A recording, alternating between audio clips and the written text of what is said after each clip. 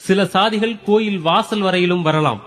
சில சாதிகள் கோயில் பிரகாரம் வரையில் போகலாம். குறிப்பிட்ட சில சாதிகள் மட்டுமே கருவறைக்குள் போகலாம்.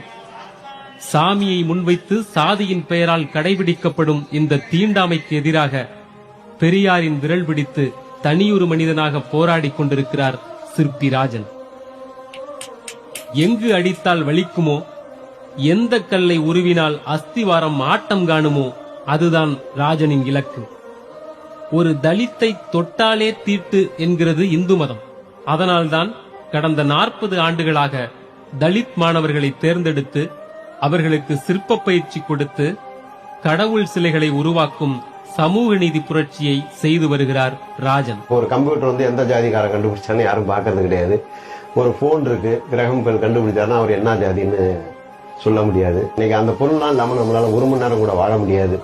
அதனால இந்த கடவுள் இல்லாமையும் இந்த சாதி இல்லாமையும் நம்ம எத்தனை நாள் வேணாலும் வாழலாம். இன்னும் சொல்ல போனா சிரமம் இல்லாம வாழலாம், மகிழ்ச்சியா கூட வாழலாம்.